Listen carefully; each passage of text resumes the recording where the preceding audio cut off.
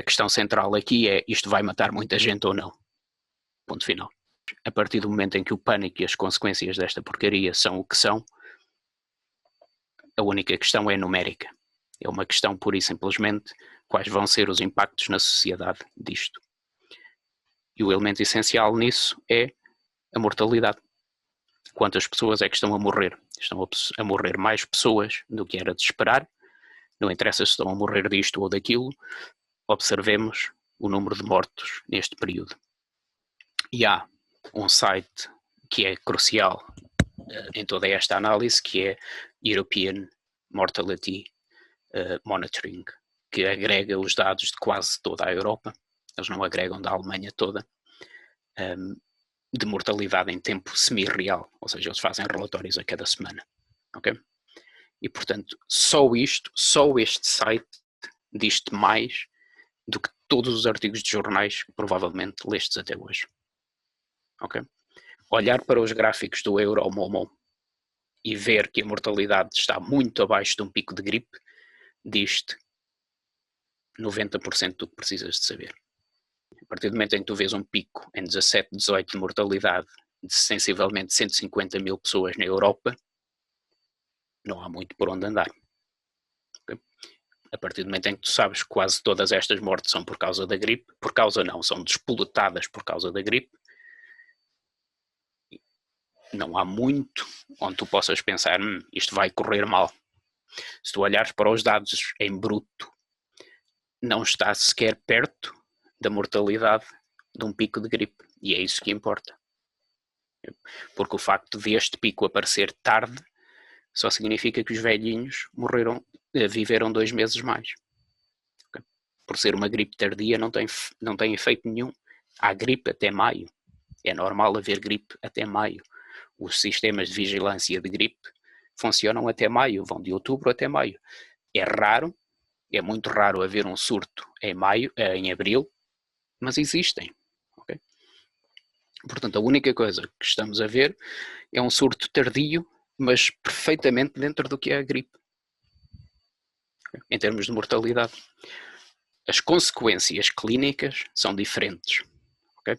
E uma vez mais, eu não vou entrar nas consequências clínicas. Eu sei que as consequências clínicas deste síndrome respiratório são mais graves. Mas também sei que o medo é provavelmente tão grave nas consequências clínicas como as próprias consequências clínicas. Okay? Eu não nego que há gravidade clínica, mas pura e simplesmente nunca se suspendeu a Constituição por causa de um problema clínico. Okay? Portanto, há um surto, tem consequências clínicas que são mais graves, certo? Mas a mortalidade, que no fim do dia é aquilo que nos interessa, não está acima do esperado. E este site, por isso mesmo é que estou a falar muito sobre este site, estes gráficos de mortalidade da Europa dizem-te quase tudo. E existe exatamente o mesmo para Portugal. Em Portugal é em tempo real. Literalmente em tempo real sabemos a mortalidade em Portugal, no site do Ministério da Saúde, que se chama IVM, Vigilância de Mortalidade, EVM-Saúde-PT. Literalmente publicam os dados que entram nos registros clínicos em tempo real, o que significa que na prática o número de mortos só está no dia seguinte, porque os funcionários só passam do papel no dia seguinte, não importa, mas em tempo real. A mortalidade está absolutamente banal. Okay? Há um pico, passou acima da média, nem sequer passou acima da mortalidade máxima nesta altura do ano, há um pico de um ano qualquer anterior acima do que nós temos agora, ok? Mas está a anos-luz dos picos de gripe.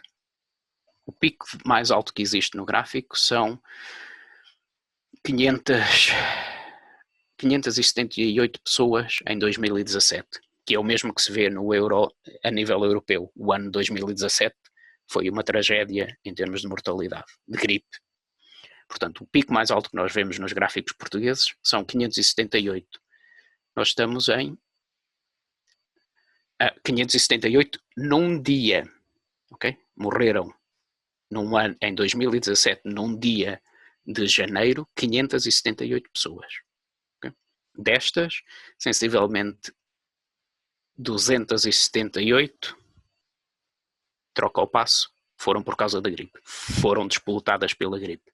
Okay? 278 num dia. A enormidade deste número, compreende? 278 num dia. É tanto como o corona matou no total. Ok? Num dia. É da mesma grandeza que o corona no total, que fechou o país.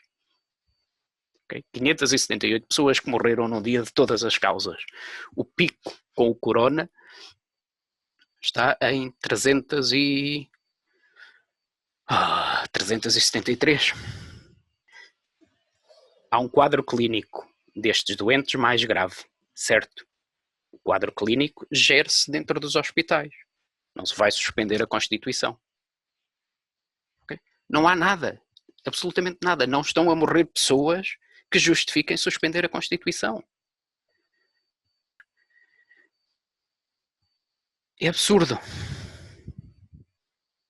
Mas do meu ponto de vista, eu evito falar do aspecto económico. Primeiro porque não tenho informação. Depois porque quero manter-me estritamente no campo epidemiológico. Okay?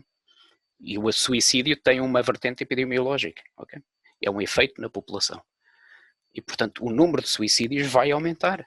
O número de anos de vida perdidos, em proporção direta, é gigantesco. Vamos perder 5 milhões de anos de vida de pessoas contra 10 mil, porque, uma vez mais, as duas épocas de gripe anterior foram muito amenas.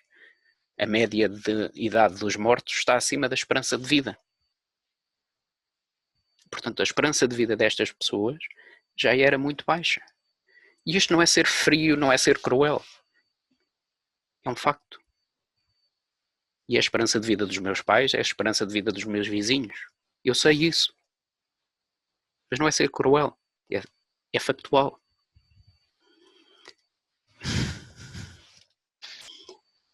O padrão parece ser mais ou menos de cada 3 anos há uma época de gripe mais amena. E, portanto, estas duas são as duas em sequência muito amenas. E isso depois também se vê ligeiramente. A média de idade das pessoas que morrem é muito alta. A média de idade, por exemplo, em Portugal, a média de idade dos mortos por corona é superior à esperança de vida. Portanto, a esperança média de vida em Portugal está em 74 e 82, salvo erro. E a idade média de morte por causa desta infecção está 1 ano acima da esperança média de vida. Portanto, há um estender daquilo que seria a esperança média de vida por causa destas duas épocas de gripe muito mais amenas. E, portanto, isso cria pela Europa toda uma disponibilidade estatística de pessoas que estão já muito vulneráveis. Como é que eu vejo, ou o que é que eu vi que aconteceu na China? A primeira coisa que me chamou a atenção na China, quando comecei a fazer a análise, é que a curva chinesa é uma gaussiana perfeita, ou uma distribuição normal perfeita. E isto é um indicador muito forte de que é uma infecção sem qualquer tipo de controle. As infecções, não, independentemente da natureza dessas infecções, se deixares uma infecção na natureza, numa população natural, elas desenham sempre uma distribuição normal. Tanto que a distribuição normal é usada muitas vezes, as infecções são usadas muitas vezes para exemplificar as distribuições normais em estatística, nos cursos de introdução à estatística, tudo isso. E, portanto, a primeira observação é imediatamente, isto é uma infecção em roda livre. Não há absolutamente nada aqui que esteja a alterar o padrão esperado. A quarentena chinesa não teve absolutamente efeito nenhum.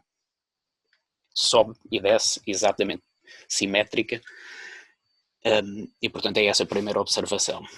E qual foi o meu raciocínio seguinte? Ou qual é o raciocínio seguinte? O que acontece aqui é uma infecção banal, mas que de uma forma qualquer fez disparar os alertas da OMS.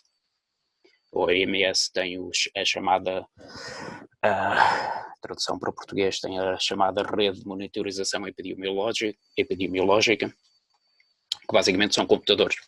Tem uma série de computadores espalhados pelo mundo, em hospitais que são parceiros, em clínicas que são parceiras, e vão recolhendo dados. E também recolhem dados, por exemplo, das redes sociais, o que é uma estupidez, mas não vamos entrar por aí. E, portanto, a OMS não faz nada. Mas há algo que faz esses algoritmos disparar e que leva a OMS a olhar para Wuhan, para olhar para a China. E então vou procurar os dados de poluição, porque havia relatos, já desde o início na China, em Wuhan, já havia relatos de que a qualidade do ar tinha aumentado muito. Isso tinha aumentado muito significava que era muito má antes. Então fui procurar precisamente os dados de poluição da China, da cidade de Wuhan, e são miseráveis. Mesmo para o padrão chinês, a poluição na China é miserável. Na China não, em Wuhan é miserável. Por isso, simplesmente, durante um ano inteiro, eles não têm um único dia que fica verde. Portanto, está sempre em amarelo, laranja, vermelho. Mesmo para o padrão chinês, isto é miserável. Se pensarmos no inverno, a China utiliza muito carvão. O aquecimento depende muito do consumo de carvão. Chega janeiro, as temperaturas continuam a descer, há mais carvão a ser queimado, a poluição agrava-se ainda mais, e é isso que faz disparar os alertas da OMS. Há uma infecção latente, há algo que estava lá, que já existia, porque já havia médicos, há relatos de médicos em outubro que queriam já contactar a OMS, e portanto esses médicos já tinham visto algo, já tinham visto uma infecção que era grave em termos pulmonares, mas que não tinha qualquer significado estatístico na população. E a OMS recebe então um alerta, terá recebido então um alerta em janeiro, fevereiro, da rede de vigilância a dizer há aqui qualquer coisa de anormal. E isso então inicia os processos de ir falar com os médicos, e os médicos então dizem, sim, já temos visto um síndrome respiratório que não é normal, e então há procura do vírus. E portanto há este alerta, e este é o processo normal. A OMS não segue só o relato clínico. O relato clínico a dizer aqui nós estamos a ver algo anormal, regra geral não é suficiente para a OMS ir procurar. É preciso haver o alerta computacional também a dizer estatisticamente isto já não é normal. E portanto conjugam-se os dois provavelmente em Wuhan. E portanto há este alerta, terá havido este alerta e este relato clínico que inicia tudo. E a OMS chega, faz os primeiros testes, encontra um vírus novo, começa a fazer os cálculos de letalidade. E a OMS aqui deve ser muito criticada porque faz algo que é muito perigoso e que já foi avisada várias vezes, que é eles publicam os dados iniciais sem dizer isto está cheio de ruído. Estes números não têm credibilidade quase nenhuma, porque são os dados iniciais de um surto. E eu falo isso também no artigo. Nos surtos iniciais, os testes que se usam são os PCR, polimerase. São testes víricos que tentam identificar o vírus. Portanto, há três fases. Na primeira fase não sabemos o que é. Há qualquer coisa, mas não sabemos que há um vírus. Vamos procurar o vírus. Portanto, há um ruído enorme por não sabermos o que é. Depois identificamos o vírus. Continua a haver ruído, passa a haver testes sobre esse vírus. Estes testes são de vírus, virológicos. E tem uma janela temporal, que é, se não fizeres o teste durante 5 dias, no pico da infecção, ele dá negativo. Não sei ao certo quantos dias é que são. Eu não sou virologista. Portanto, se o fizeres antes ou depois, ele dá negativo. Isto, em termos estatísticos, é arrasador. Porque tu não sabes se fizeste antes ou depois, não sabes ao certo quantos é que tens infectados. E a OMS sabe perfeitamente isto. Eles sabem disto de séculos, de um século de epidemiologia, neste caso no PCR, de umas décadas de PCR. Mas eles publicam os dados sem dizer isto. E entregam estes dados ao governo chinês sem dizer isto. Eles dizem a letalidade calculada em Wuhan é 13%, que é uma letalidade horrível. Okay? E entregam isto ao governo chinês. E o governo chinês reage. São políticos. Tem um problema médico, tem alguns médicos a dizer nós já avisamos e vocês não vieram fazer nada. Tem a OMS a dizer isto está a matar muita gente, mas não lhe diz o ruído é gigantesco. E portanto eles entram à bruta, são uma ditadura, vão de 8 para 80. Entram com a polícia, começam a bater nas pessoas, começam a fechar tudo. A gripe suína foi primeiro todo o meu treino que eu tenho disto. Eu não sou epidemiologista, eu tenho formação em epidemiologia. E a minha formação foi literalmente aterrar em Munique, no Instituto de Epidemiologia, em cima da gripe suína. Portanto, eu passei exatamente por isto com a gripe suína. E a gripe suína era muito mais assustadora. Porque a gripe suína eles publicam os dados iniciais a dizer 30%. 30% numa gripe é extinção humana em poucos meses, em poucos anos. Okay? É arrasador. 30% de letalidade numa infecção pulmonar que pode ficar latente, como a tuberculose, por exemplo, é latente, que não a conseguimos erradicar, leva completamente à extinção. E, portanto, começa precisamente em 30%, e conforme os testes vão mudando, vão sendo feitos mais testes, e depois aparecem testes de anticorpos, acaba a menos de 1%.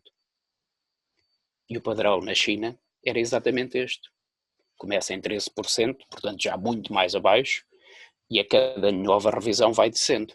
E a partir do momento em que tu sabes que a cada nova revisão vai descendo, o problema existe, se começa aqui e na próxima revisão sobe. Quando isso acontecer, se acontecer, porque a probabilidade de acontecer é muito baixa, mas se isso acontecer com qualquer vírus, temos de ter muito medo. Mas a partir do momento em que começa a descer, não há nada a fazer, não precisamos. Okay? Portanto, é exatamente esse o cenário. Torna-se óbvio que as medidas não têm qualquer efeito porque a curva é uma gaussiana e as revisões da letalidade estão a descer a cada novo passo. Portanto, a partir deste momento, não há absolutamente nenhum pânico justificado, porque sabemos perfeitamente que o cenário que estamos a ver é o da gripe suína. Isto vai continuar a descer, a cada dia que passa e há mais dados vai continuar a descer. E a indicação que temos é que as medidas que o governo chinês, que a ditadura chinesa fez, não mudaram absolutamente nada de essencial. Foram apenas cosmética, foram uma ditadura a dar uma lição. E, portanto, é essa a evolução. Mas essas imagens passam no Ocidente, certo? Passam estas imagens à exaustão.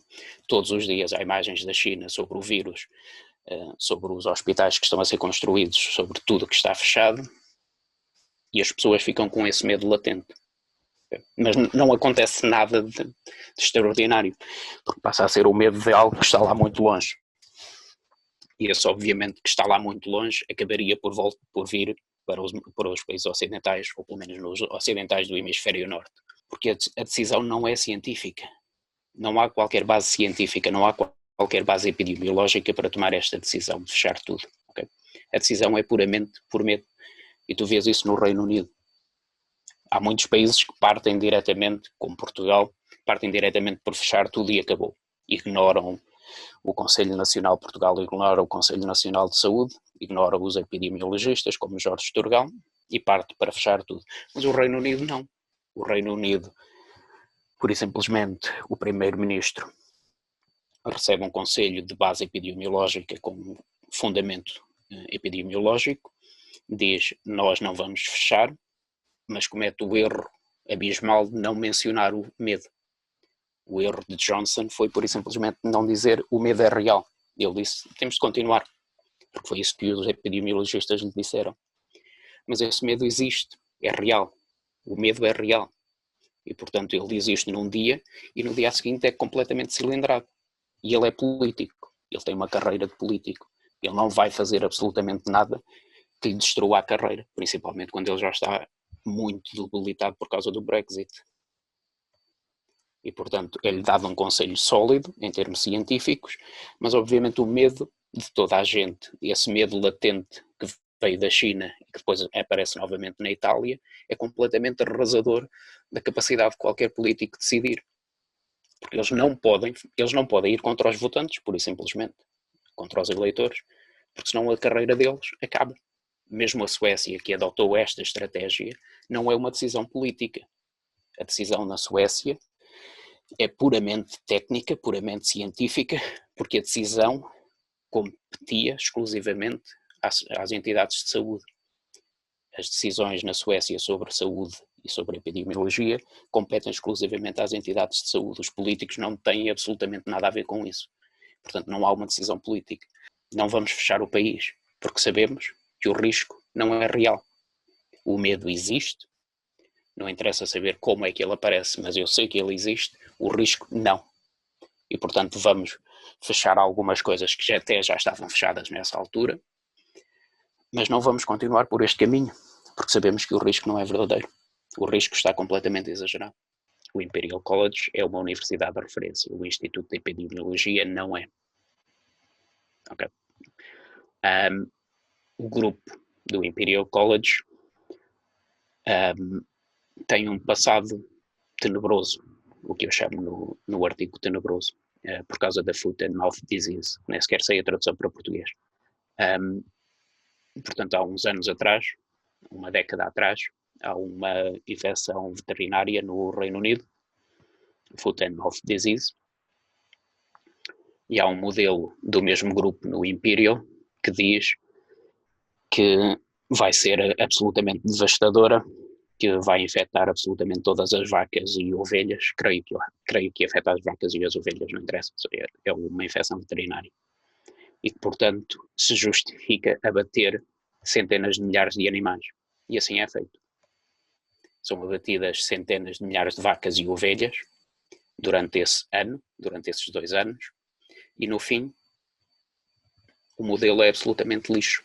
Não tem qualquer fundamento, nada dos que eram os pressupostos do modelo que justificaram o abate, se vieram a verificar. O número de infecções não tinha absolutamente nada a ver com o que se verificou, a forma de propagação era absolutamente dispar do que o modelo dizia. E, portanto, há uma confiança cega do governo num modelo, numa simulação, quando se sabe perfeitamente que as simulações são tão boas quanto as regras que tu implementas nela. Okay? É um computador a fazer cálculos. Se tu puseres um pressuposto errado, a simulação vai para um sítio completamente diferente. E, portanto, há essa confiança cega. O modelo do Imperial, curiosamente, não tem tanto efeito no Reino Unido como teve no exterior. Okay? A mudança do Johnson não é só por causa do modelo do Imperial. A mudança do Johnson dá-se mais por causa de uma carta aberta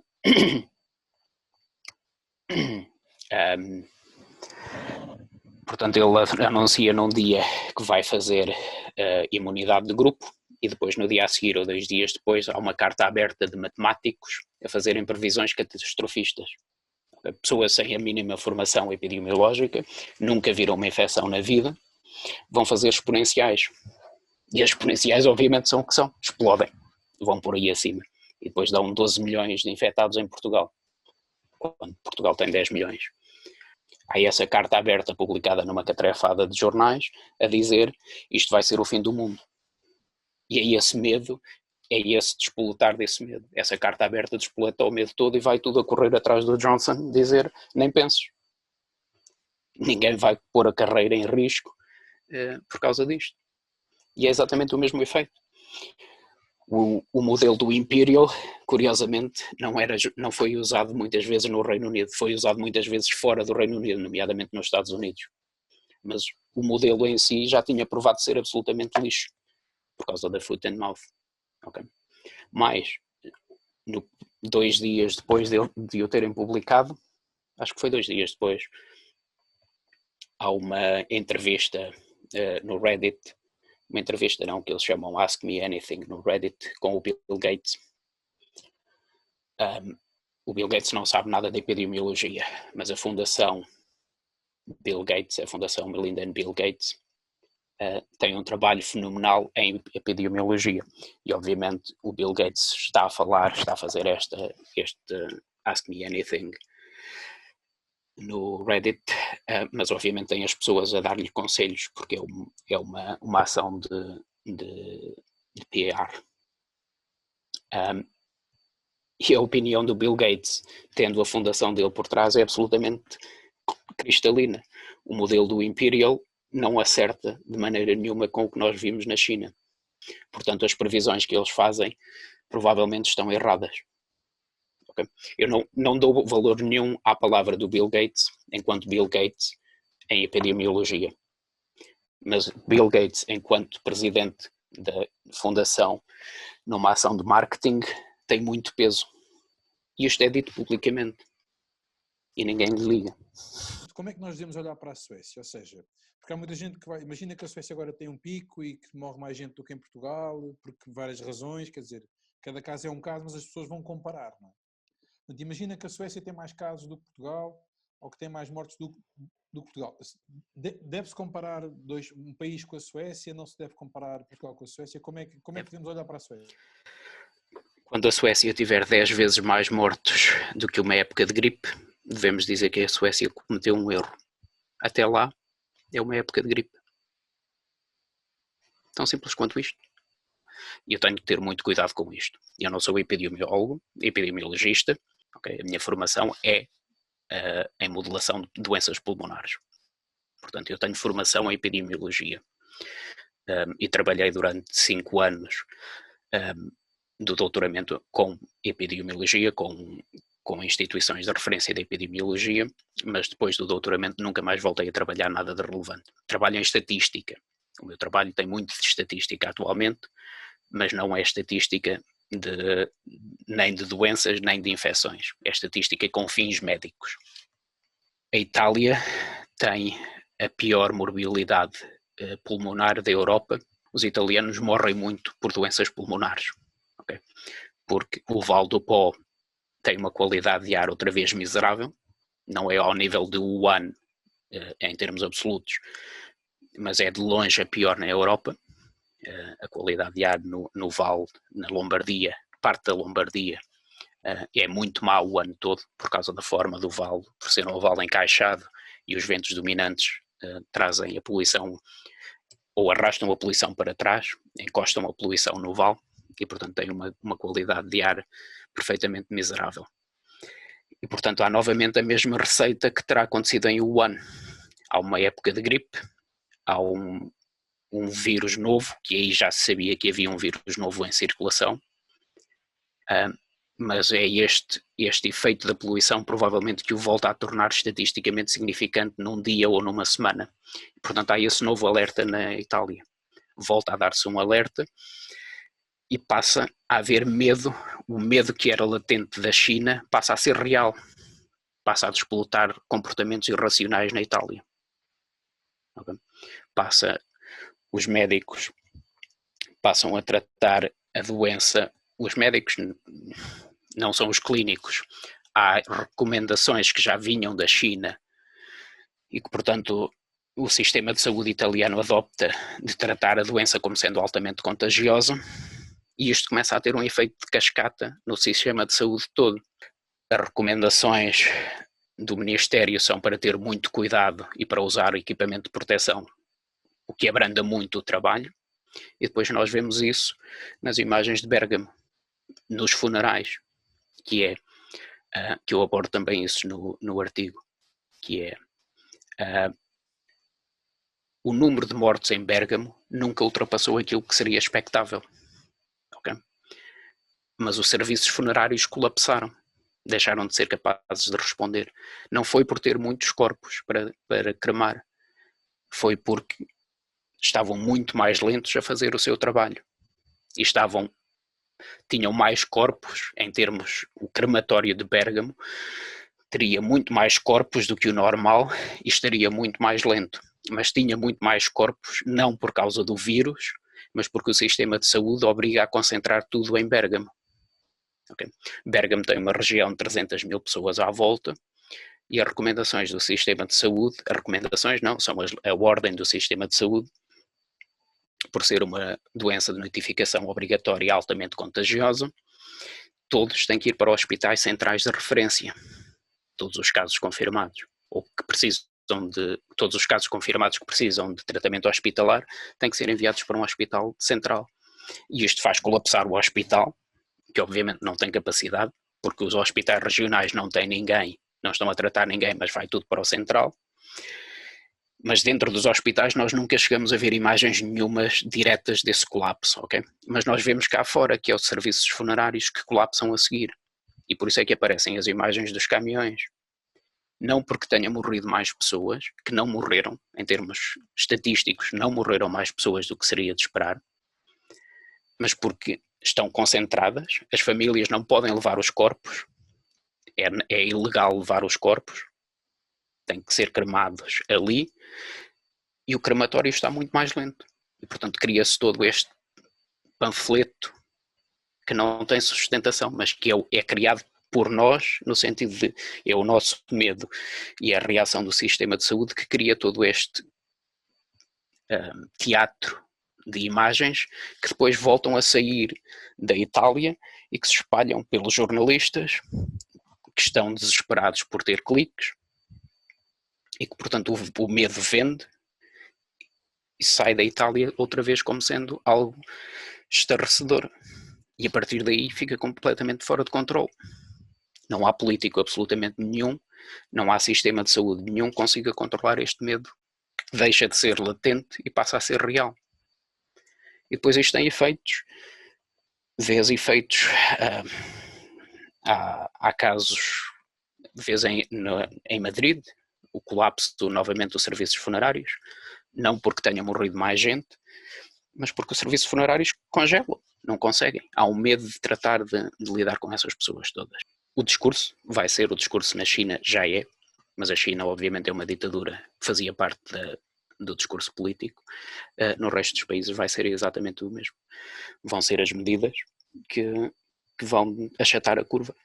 Se não tivéssemos feito as medidas, teriam morrido o 500.000 que o Imperial College andava a dizer. Vai ser isso, pura e simplesmente. Vão morrer tantas pessoas ou menos, depende do país, mas no global da Europa vão morrer menos do que numa época de gripe, e vai ser por causa das medidas. Vão dizer, o discurso político vai ser, só foi assim porque fizemos as medidas. E não vai haver, todos os epidemiologistas vão dizer, então mostrem-me nas curvas, que são uma distribuição normal, mostrem-me nas curvas onde é que se veem as medidas. Não vão ter a mínima hipótese. Okay? O discurso político vai ser só esse. E depois isto tem um efeito social também fortíssimo, porque o medo que gerou, que levou a essas decisões políticas, vai levar que as pessoas que exigiram essas medidas, os grupos de Facebook, todo esse movimento a exigir medidas, nenhuma dessas pessoas vai dizer fiz mal. Okay? Eles vão dizer, ainda bem que fizemos, ainda bem que tivemos cuidado, porque foram as medidas que fizeram que isto não fosse uma catástrofe, quando nada dizia que isto ia ser uma catástrofe.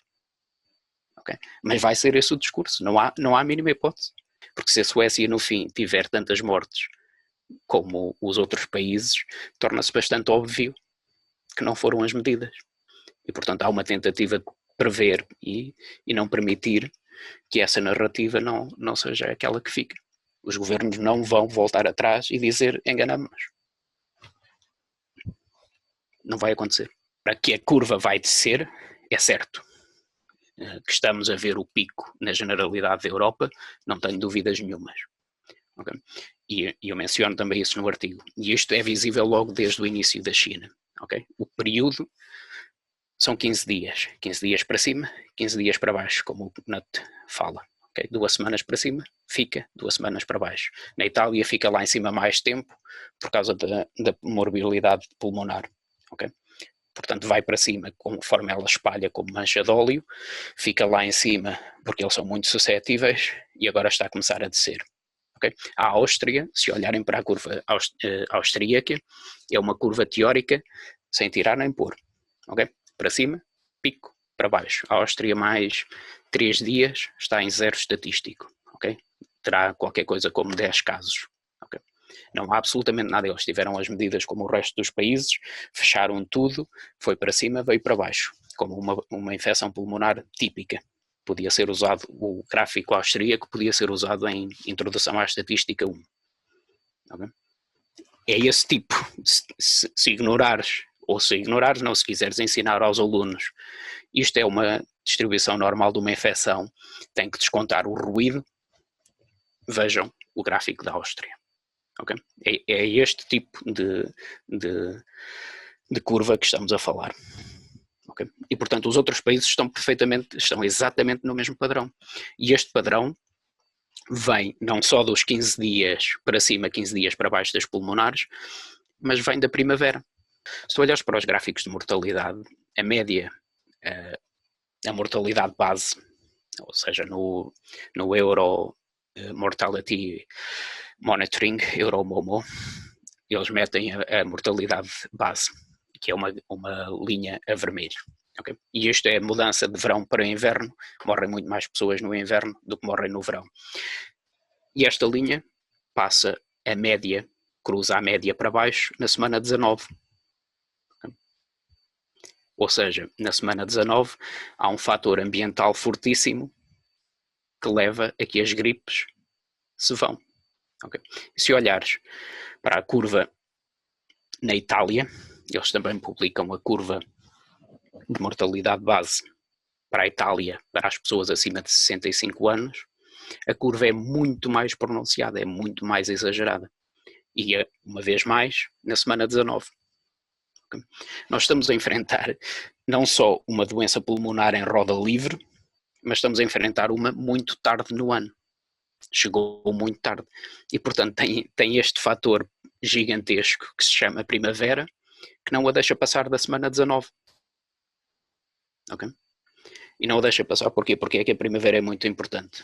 Antes de mais, porque os raios ultravioletas destroem os vírus. Independentemente da família, independentemente da mutação, independentemente de onde venham, os raios ultravioletas são o pior inimigo que tu podes ter para um vírus. Eles têm uma camada de lípido, têm uma casca de lípido por fora, e portanto os raios ultravioletas desintegram o lípido e a cadeia de DNA ou RNA desfaz. E portanto, conforme nos aproximamos da primavera, o número de horas de sol está a aumentar, os vírus pulmonares têm de estar no ambiente, a contaminação, a infecção pulmonar nunca é direto, a menos que andes aos beijos à outra pessoa. Há sempre um passo exterior no ambiente, ok? E este passo é o que os torna muito pouco perigosos, porque estão expostos ao ambiente, ok? E quando tu tens muita radiação solar, estás a destruir esses vírus, e é isso que tu vês nas curvas. A mortalidade cai, porque os raios solares, os raios ultravioletas, estão a destruir os patogénios, ou uma boa parte dos patogénios que causam essa mortalidade. Okay? E depois há o outro efeito que o Knut também fala, que é nós estamos muito mais tempo fora. Começa a vir a primavera, começamos a sair das casas. E, portanto, este fator ambiental torna-se ainda mais dramático para as doenças pulmonares. Okay? Porque em casa o vírus está no ambiente, mas está confinado, está protegido. Se tu vais lá para fora, a infecção cai completamente a pico. E tu, combinando estes dois efeitos, as pulmonares decaem. É uma queda dramática na semana 19. A mortalidade, ou seja, a infecção cai muito antes. A infecção deverá cair, não tenho dados, mas a infecção deve cair na semana 12, 13. Okay? Mas a mortalidade, visivelmente, na semana 19, vai por aí abaixo. E, portanto, é isto que nós estamos a ver. Okay? É um surto tardio de uma doença pulmonar, vai para cima e agora tem que vir para baixo. Não há outra forma, porque este defeito não temos absolutamente nada que nos diga que este vírus não é suscetível a fatores ambientais, muito menos aos raios ultravioletas. E todos os países estão a seguir isto. Se fores ver os picos, mais dia, menos dia, troca ao passo, todos os países europeus e os Estados Unidos agora estão a chegar ao pico precisamente a tempo de fecharem na semana 19. E isto é muito mais dramático nas curvas acima de 65 anos. As curvas italianas, enquanto a curva genérica do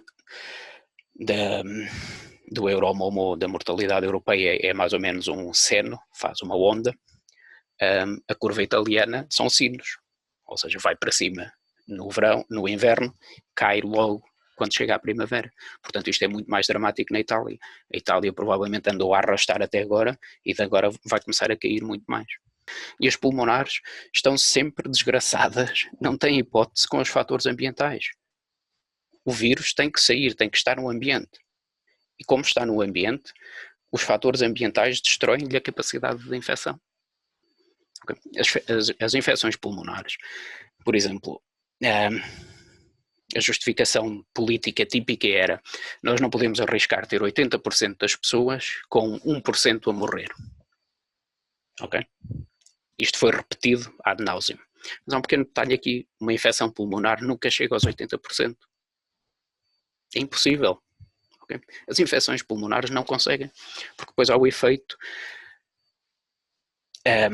As infecções não são modelos lineares, são modelos probabilísticos. Tudo é modelado por uma probabilidade. Há uma probabilidade de qualquer coisa acontecer. E depois tu vês isso, que o resultado final é então uma distribuição normal. Mas tudo que contribui é modelado também por uma distribuição normal. E, portanto, tu tens efeitos de, conforme a imunidade vai aumentando, a infecção começa a abrandar dramaticamente. E isto é muito visível nas pulmonares. Do ponto de vista do vírus, tu tens um vírus aqui. Este vírus anda à procura de alguém para infectar, que não anda, porque é uma coisa estúpida, obviamente, não tem sequer vida. Mas do ponto de vista do vírus, o tempo que ele tem que passar no ambiente para encontrar um novo hospedeiro aumenta quase exponencialmente, se calhar até mesmo exponencialmente, conforme há mais pessoas infectadas. Okay? E, portanto, em vez de passar 1 minuto numa mesa à espera que a minha companheira venha e seja infectada, daqui a uma semana tenho que esperar 20 minutos na porta do carro para que venha ao vizinho e toque na porta do carro. Okay? E a partir daqui o ambiente começa a destruí-los. E este efeito é dramático. Portanto, tens imunidade de grupo, tens imunidade a infecções pulmonares a partir dos 30%. A imunidade prática, em termos práticos, em termos de velocidade, começa-se a sentir a partir dos 30%. Nos 50%, praticamente já não estão a infectar ninguém. Nos 80% é quase impossível, é impossível numa infecção pulmonar chegar a 80%. Todos esses cenários a dizer, mas se 100% dos portugueses ficarem infectados, morre 1 milhão, são lixo. Falta-lhes o essencial da epidemiologia. Saber que as infecções não são lineares, são probabilísticas e que a infecção interatua com ela própria. É a própria infecção que determina como é que a infecção vai evoluir. E toda esta interação nunca foi levada em conta. Okay? As infecções que são muito perigosas são as infecções de pele, em que o vírus está na pele, que não é o caso. São as infecções em que o agente, ou um vírus, está disponível na pele ou está disponível numa secreção e que está protegido do ambiente. Está dentro do que é quentinho, bom e alimentado até ao último segundo, que passa para o novo hospedeiro e encontra novamente as mesmas condições. Há um contacto, passa, há uma nova infecção. O ambiente aqui pouco conta. Okay? Estas infecções são muito rápidas e podem ser muito perigosas, como era a varíola. Okay? Porque conseguem ter taxas de infecção brutais, não são paradas pela imunidade prática, só são paradas pela imunidade teórica, nos 80% e 90%. São muito rápidas, não dá tempo de reação, e a varíola depois tinha uma taxa de mortalidade estúpida. E, portanto, a partir do momento em que sabemos isto, sabemos que a letalidade está a descer a cada nova revisão. Sabemos que as medidas não tiveram efeito, ou não conseguimos ver efeito nenhum das medidas, e que é uma doença pulmonar que garantidamente vai seguir um padrão muito próximo deste. Não há... As razões epidemiológicas não existem. E claro, há o papel dos jornalistas em venderem, precisam de vender e vendem exclusivamente baseado em cliques, amplifica tudo isto. Obviamente uma pessoa como o Jorge Turgal, que tem uma carreira de epidemiologia e saúde pública e que disse perfeitamente: fechar as escolas é uma estupidez. Deu quantas entrevistas? Uma, pela qual foi insultado. Pessoas como Jorge Buesco e catastrofistas semelhantes continuam a ter entrevista atrás de entrevista, artigo atrás de artigo, a vender precisamente o mesmo medo. O número de vezes que eu fui insultado desde que comecei a escrever isto é absolutamente estarrecedor. Eu fui insultado de esquerda, direita, cima, baixo, amigos íntimos, pessoas que nunca conheci, colecionei de tudo. De tudo. Não há outra forma de o pôr. De tudo. A pressão normalizadora que existe é absolutamente dantesca. Se tu dizes algo e dizes eu tenho formação nisto, ok? Eu não estou a usar um argumento de autoridade, eu tenho formação, eu não sou isto nem aquilo, eu tenho formação base nisto e o que eu estou a ver é isto. És insultado.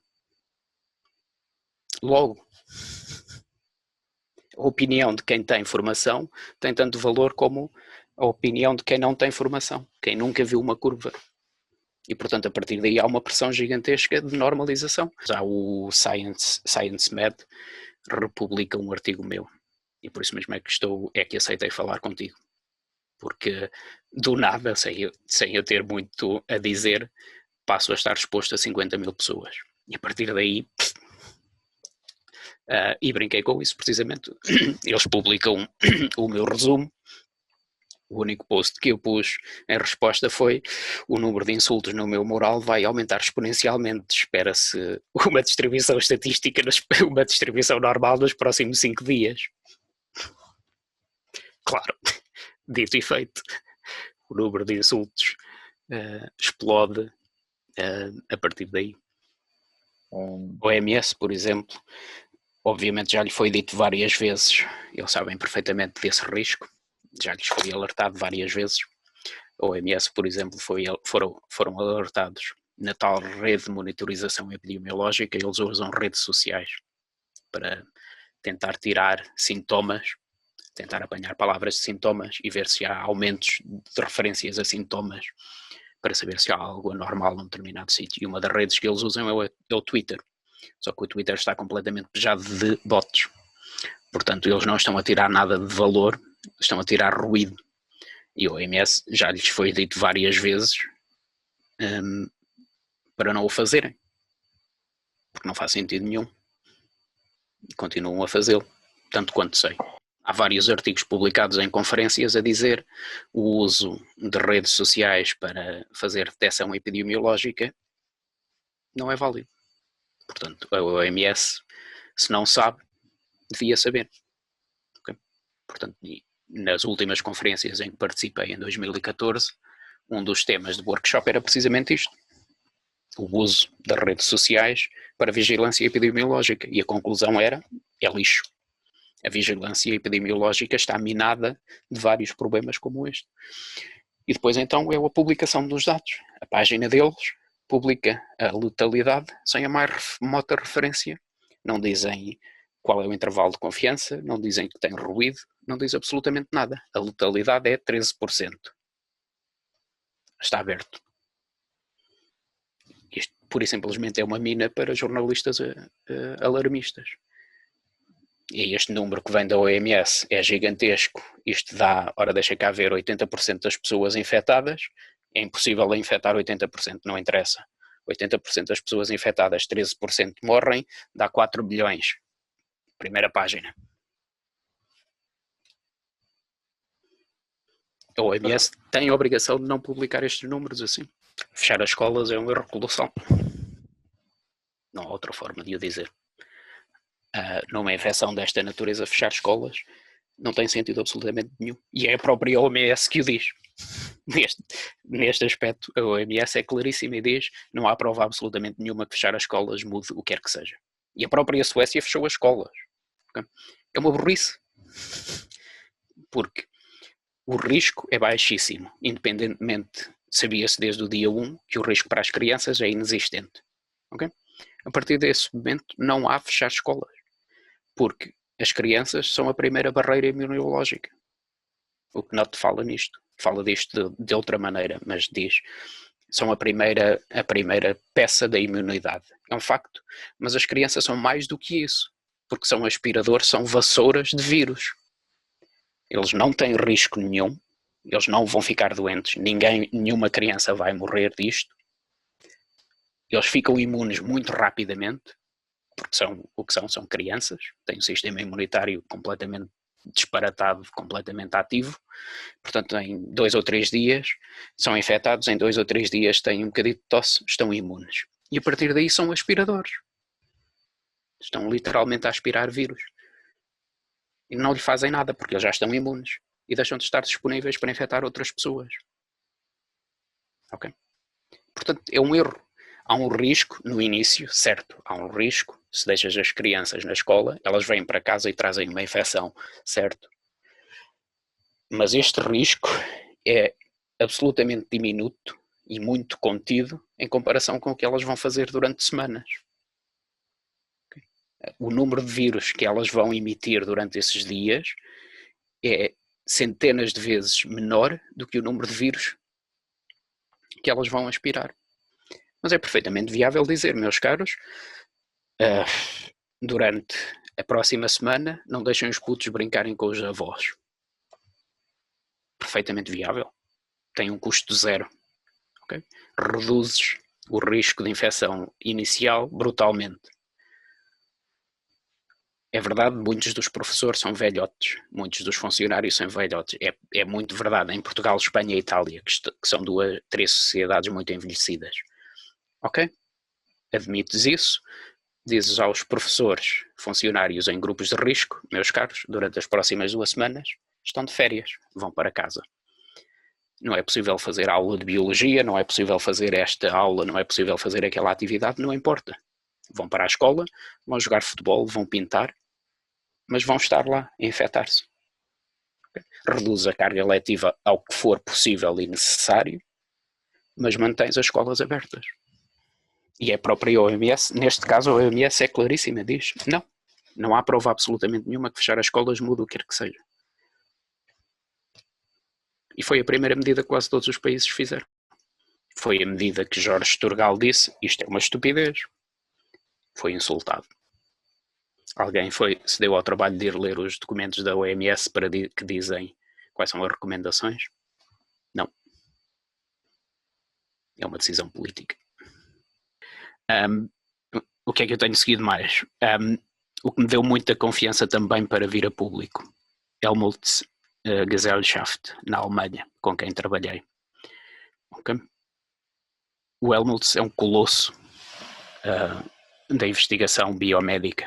Eles têm qualquer coisa como 40 mil pessoas, das quais 20 mil devem fazer epidemiologia e afins.